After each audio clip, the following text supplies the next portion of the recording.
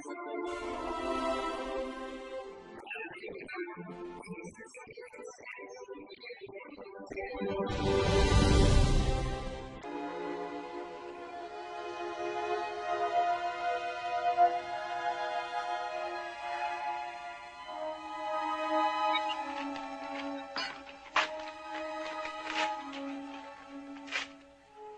is a demonstration of Ustream Producer.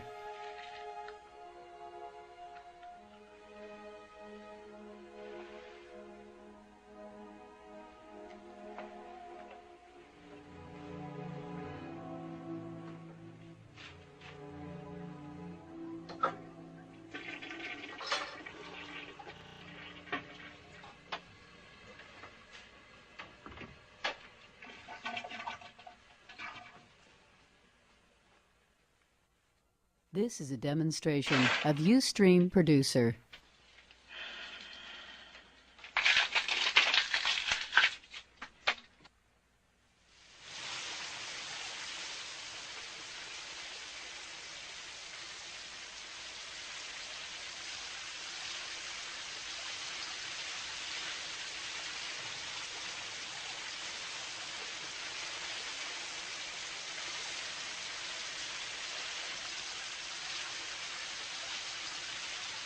This is a demonstration of Ustream Producer.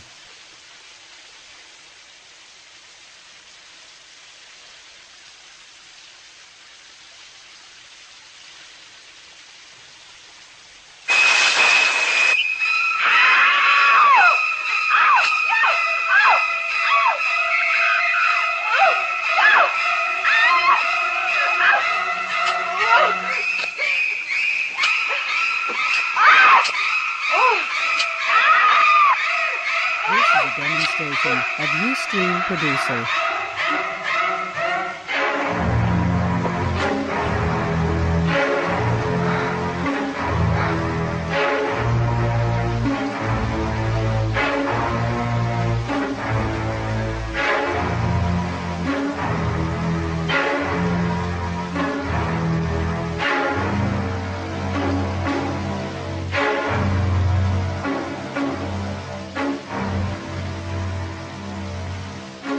This is a demonstration of Ustream Producer.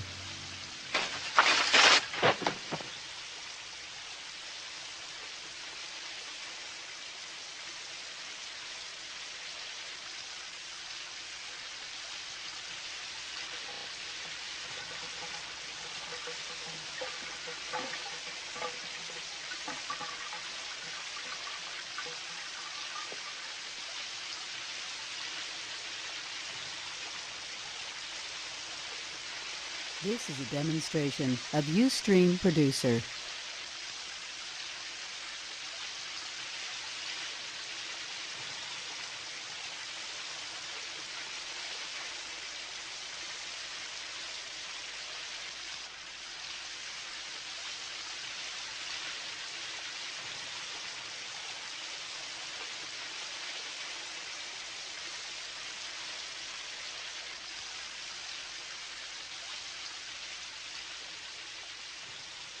This is a demonstration of Ustream Producer.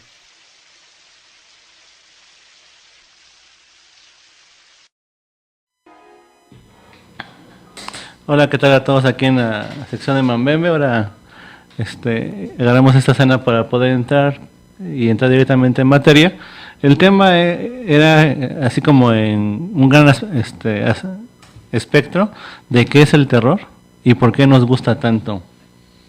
Bueno, a mucha gente nos gusta mucho, hay gente que no le acomoda el género, pero bueno, el terror así como categoría o como estilo o como género, lo podemos definir como cuando un producto cultural o artístico, una obra pues, tiene la intención de perturbar, sosiegar, causar ansiedad, temor, incomodidad o incluso repulsión al espectador, al interlocutor, e incluso como toda obra, digamos, que implica forzosamente que el interlocutor complete el mensaje, o sea, que lo decodifique para poder cumplir esta misión. Por ejemplo, digamos el terror es parte de nuestra cultura ancestral.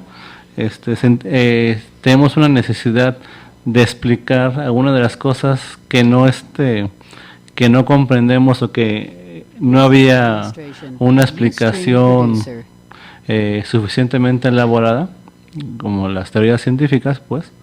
Se tiene que explicar con algunas historias perturbantes, ¿no? Incluso la idea de Dios, el Dios de los dioses, rozan mucho en el terror, ¿no? O sea, ese asunto del sacrificio, del martirio, del agobio, es en parte esa necesidad de explicarnos el mundo en el que estamos, ¿no? Bueno, y digamos ya como género, sobre todo literario, inicia cuando surge el Renacimiento con toda esta idea de que la razón y el hombre explica el mundo. Hay como una resistencia de la corriente anterior, o sea, digamos de la parte gótica, de generar una serie de situaciones que enfrentan la razón. Entonces, los grandes castillos vacíos, las doncellas en peligro, los espectros en esos grandes castillos, en esos bosques perdidos, vacíos, solos, son como los escenarios en los que durante de 1600, 700, 800 son como los grandes escenarios y los grandes protagonistas de lo que se consideraba los orígenes ya como género, ¿no? Y no tiene mucho de anglosajón el asunto. Sí, un poco. Porque las historias de terror o las leyendas de miedo de acá, son las antiguas, primero no tienen tanto que ver con el miedo tan así como lo ponen en el cine actualmente. No tienen tanto que ver con el digamos el pánico, quise decir, la carnicería, la soledad. Este asunto de tenerle tanto miedo a la soledad. Las historias de fantasmas no estaban tan relacionadas acá exclusivamente con el asunto de la soledad, sino con el asunto que se te aparece a alguien y están varios o no están varios, en fin. Pero como que es una condición muy repetida en esta cosa del cine, ¿no? De que sí, estás solito y entonces no tienes a quién recurrir, no hay forma de defenderte y están pasando cosas horribles. Es de que es un rollo no tanto anglosajón en particular, pero sí eurocentrista, ¿no? Porque gran parte de los mitos del terror explican la Europa del Este, ¿no? Y su frontera con Asia. O sea, toda la parte que los monstruos, incluso de los hermanos Grimm, por ejemplo, ¿no? Pertenecen a estas zonas, los duendes, pertenecen a esas zonas más cercanas digamos, a África y Asia, y lejanas a lo que sería el gran occidente, ¿no? O sea, pero bueno, por ejemplo, en la pintura también se podría encontrar, por ejemplo, Goya sería uno de sus grandes representantes. Toda esta gráfica que hace sobre las guerras pretende causar temor y pánico en el espectador, incomodidad verlo. Incluso su última pintura, que es las llamadas obras negras, se cuenta que cuando la gente las visita en el museo en el que están exhibidas, pues no permanece mucho tiempo en la sala, porque sí causa una incomodidad casi agobiante, ¿no? Porque recurre a todo ese tipo de dioses míticos romanos en términos pero es muy el terror ahora, lo que veo en el cine, como que es muy aprendido, ¿no? O sea, nos enseñan qué se supone que te da miedo y en qué momento se supone que tienes que asustar. Tal vez las primeras películas tuvieron pues esa dificultad de ser el pionero, ¿no? Pero ahora están muy cantados ya muchos mensajes, ¿no? Cuando ponen la cámara detrás de la cabecita del protagonista, es que algo le va a aparecer por la espalda, ¿no? Y Sí. cuando te tienes que asustar, te suben el volumen mucho Por ejemplo. y cosas así. Sí, por ejemplo, ahorita lo que vimos en la escena esta de Psicosis con todo y que es el de las grandes obras, o sea, de ese género, de sus grandes representantes, Alfred Hitchcock, pues va construyendo la escena de tal modo que te va tensando. Pero fíjate que ya en Sabes el... lo que va a pasar y eso es lo que te tiene con susto, Ajá, ¿no? Con de miedo. hecho, esa es gran parte de las grandes herramientas del cine de terror, es crearte una atmósfera. Digamos, incluso las obras, digamos, cumbres del género, digo, siempre ha sido menospreciado, aunque los grandes cineastas, digo, grandes, tanto blockbuster como cine de autor, han agarrado el tema, ¿no? Brian De Palma, Scorsese, Coppola, Spielberg, también agarra género. Todo el mundo, todos los cineastas agarran mucho género. Por ejemplo, Del Toro aquí en México también toma un poco el género. Ha sido menospreciado, pero genera como ciertos códigos, ¿no? Por ejemplo, esa película de El Exorcista, que también sería como la otra que se considera como de las obras maestras del cine de terror, es una película que todo el tiempo va elaborando una tensión paulatina. Entonces, digamos que la propuesta del director, William Franklin, va destinada a que todo estalle en la última escena. Entonces, va guardando las escenas más fuertes hacia el final, y durante la hora y media va calentando el terreno. Entonces, sí, ahorita el nuevo cine de terror de los 90s, 2000 ya se va más rápido al impacto. Pero esas películas que te comento, incluso Psicosis, esta de Alien también, van generando una tensión que va creciendo. El Resplandor de Kubrick, por ejemplo, también. Entonces, fíjate que, digamos, en términos de por qué nos gusta el terror, dicen que hay tres teorías. La primera es que hay gente que siente placer cuando es asustado. O sea, que se le libera a la par estas hormonas de adrenalina, bueno, y las noradrenalina se liberan, y a su vez también se libera sustancias que regulan esa sensación y genera un tipo de adicción o de confort. La otra teoría dice que nos gusta sentir el terror, o sea, una casa de espantos, juegos mecánicos o películas de terror, porque están en un espacio de control. Entonces queremos sentir sensaciones como de ser perseguidos o ser cazados, digamos, por un depredador, pero en un contexto de seguridad. Y cuando acaba, viene una gran relajación. Se genera un contraste que relaja y se vuelve como muy placentero haber pasado por este hecho, ¿no? Y la otra teoría, muy parecida, plantea que sentimos una estrella afloje, que una parte de nuestro cerebro, que sería la amígdala, está planteando la parte primigenia, ¿no? La parte de la pelea y la huida. Pero la parte prefrontal del cerebro nos dice, no, tranquilo, estás en una película, no hay problema. Por ejemplo, dicen que los niños, los bebés primates, cuando están jugando muy violento, la manera que le comunican al otro que es solo un juego es porque se están riendo.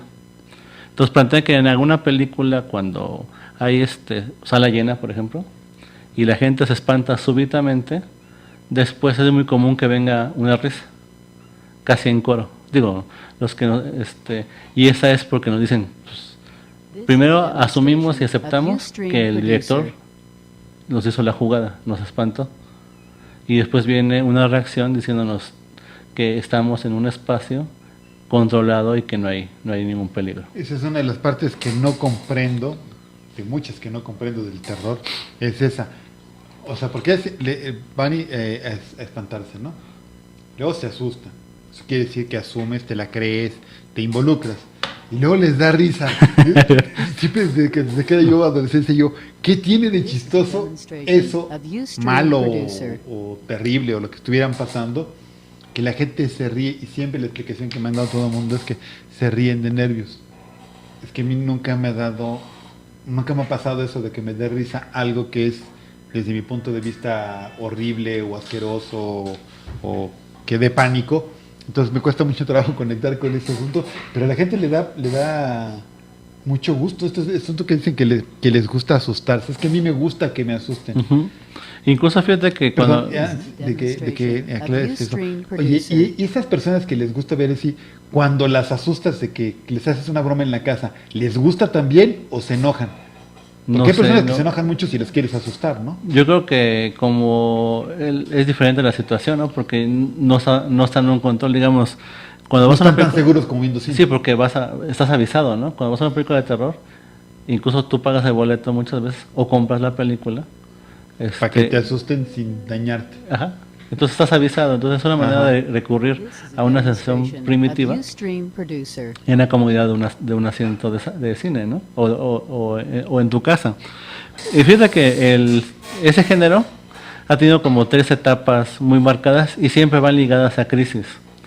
Después de los 30, por ejemplo, en los 30, la Universal encuentra que el género es extremadamente lucrativo.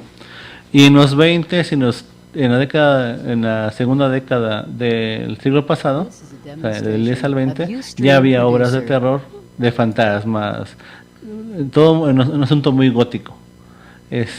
Pero no eran como producciones más en forma. La Universal saca una serie de los monstruos, esos clásicos. El hombre lobo, que es invención cinematográfica, bueno, la construcción visual del hombre lobo. Frankenstein, que también es una construcción cinematográfica, el arquetipo que tenemos hoy en día, digo, basado en la novela de esta Mary Shelley, pero vamos, ahí nunca lo describe como esta imagen que tenemos de Herman Munster, ¿no? Del Frankenstein con tornillos en el cuello, con costuras. Esa parte es interesantísima porque quizá dónde sacó el cuate que hizo el productor, que tenía que tener cara como de retardo mental, ¿no? Digo, como que él se imaginó que que estaría como en cero, como que no conoce nada, y entonces una forma de hacernos ver eso, a lo mejor era que fuera tonto. Entonces desde ahí entonces ese personaje tiene un aspecto pero fíjate que el malvado, el Frankenstein de los 20, 30 sí es impresionante porque no tiene sonido, y no, aparte de todo, es persona que no habla de manera clásica, pues genera mucha tensión tipo teatro. Hablamos de los primeros años del cine, cuando era prácticamente teatro filmado, ¿no? Sí. Entonces le pone demasiado drama y genera una tensión. Ahora podría verse ridículo por ese desfase, además, ¿no? Eran los primeros años de las primeras décadas del cine, y entonces por primera vez empezaban a ver los monstruos que todos habían descrito o habían escuchado, pero que solo en algún dibujo ocasionalmente llegabas a ver alguna representación y llegaba a poca gente, y en cambio el cine llegaba a muchos miles de personas, más, ¿no? Y una representación dinámica y mucho más intensa. Entonces, por eso esos monstruos se hicieron famosos, ¿no? Y empezaron a abusar de los monstruos. Sí, de hecho. Vinieron haciendo el monstruo de la Laguna Verde, la momia que camina. De hecho, hicieron como crossover, o sea, ponían a Frankenstein contra el hombre lobo, por ejemplo, o contra Drácula, y luego empezó a hacer como todo un revoltijo, y eso fue el fin de la primera era de los monstruos, del cine de terror. O sea, los 30. Y cuando se volvió comedia involuntaria. Ajá. Y la segunda fue en otra gran crisis, que sería en los 60, política, cultural, o sea, la nueva ola, o sea, la música, la contracultura, todo lo que se genera en los 60 también retribuye. Entonces, plantea un analista de Hitchcock, plantea que él en su película de Psicosis, plantea el fin del keynesismo, ¿no?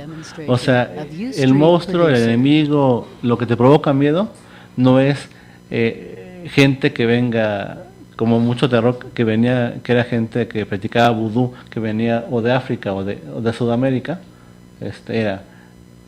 o que eran extraterrestres, o que era el monstruo en términos como el gran gigante como King Kong o el hombre lobo, sino el monstruo puede ser tu vecino. O sea, en Psicosis, por ejemplo, ese personaje de Norman, pues se vuelve el planteamiento de que cualquier persona puede ser tu asesino.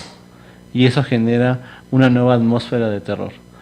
Pero además que el origen de eso está, es tu madre, o sea que el origen de tu maldad o todo puede ser la propia educación que te dan en tu casa, y hay un conflicto pues muy popular entre los gringos porque les encanta sacarlo eso desde comedias hasta películas serias, del conflicto que tienen los hombres y las mujeres con su madre. Sí, es una película, bueno, profundamente freudiana, ¿no? O sea, de hecho, si uno se pone a ver la película con detenimiento,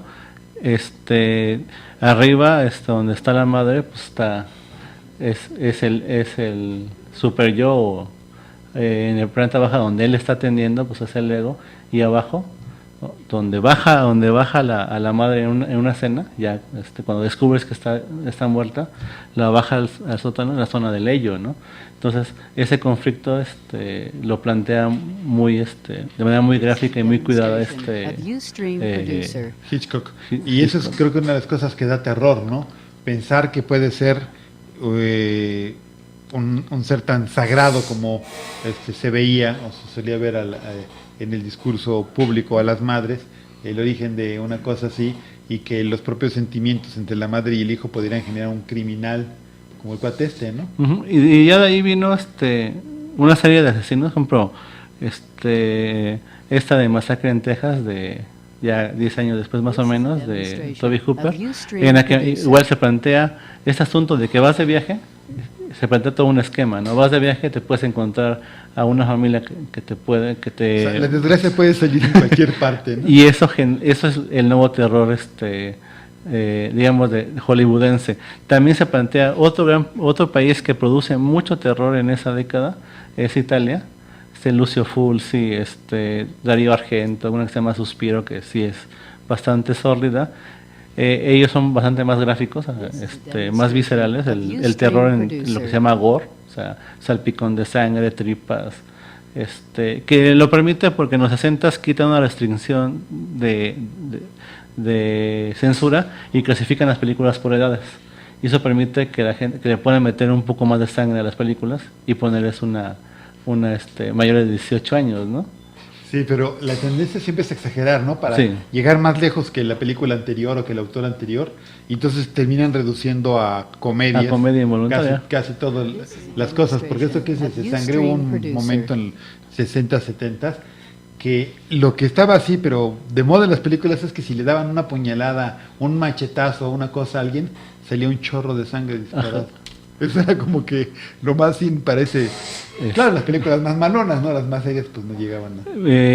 Esta de Exorcista también cuenta con ese asunto de la transformación. Es otro elemento que da terror en los 60s, 70s, que es alguien bueno, que fue bueno, de repente se vuelve malo, ¿no? O sea, pero además, tan inocente como una niña. Ajá. Y que es virgen porque es niña, entonces le meten a la gente ese ruido, ¿no? De que una virgen puede ser poseída por el diablo y ser la representación del mal y agredir a su madre y insultarla, todas cosas horribles. Entonces fíjate que en los 70s y 60, bueno, es cuando se construye, digamos, la época dorada del cine de terror. O sea, está el terror psicológico, o sea, como Psicosis, el terror gore, como esa Noche de los Muertos Vivientes, Zombie 2 de Lucio Fulci, o ese rollo de la posesión demoníaca, como El Exorcista o La Profecía, ¿no? Y ese se vuelve a agotar porque como lo empiezan a sobreexplotar, es hasta en los 90s, 80s, perdón, llega como a la comedia en personajes como surrealistas, ¿no? Que incluso funcionan muy bien con un nuevo tipo de terror, que es Freddy Krueger, Jason, Michael, que son estos personajes que no puedes matar. Entonces se vuelven todavía mucho más difíciles de enfrentar y es un terror bastante más trágico, ¿no? O sea, sabes que fue una sorpresa cuando en las películas nadie sobrevivía, ¿no? Grupos grandes de 8 o 12 personas, nadie sobrevivía, es otro reboot. Porque el protagonista se volvió el mal, ¿no? En vez por de ejemplo, ser la parejita o el muchacho o la muchacha que escapa, era el protagonista. Trasladaron el protagonismo al villano, al malvado. Por ejemplo, en esa película de Posesión Infernal o Despertar del Diablo de Sam Raimi, pues inicia una mezcla entre comedia, gore y terror, y el malo, el protagonista roza los tonos del mal y del bien, ¿no? Ya después, ya en los 90s y 2000, vino otra ola que se llama como el terror agobio. O sea, ese terror japonés en el que no hay explicación alguna, solamente sabes que vas a morir.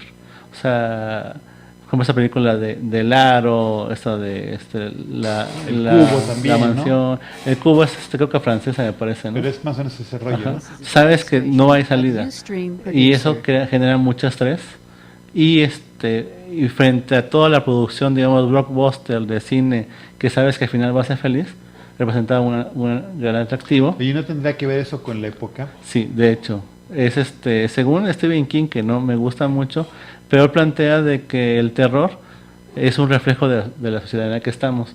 Por ejemplo, que tuviéramos miedo a King Kong en los 30s y que ahora se tenga miedo a 8000 zombies en un centro comercial, implica dos épocas distintas e implica crisis distintas, ¿no? O sea, de identidad o política o cultural.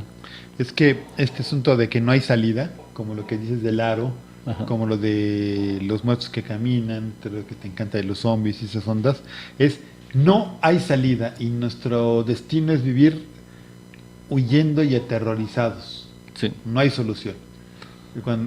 Incluso podías hacer una película de terror, duraba 2 horas el miedo y se resolvía.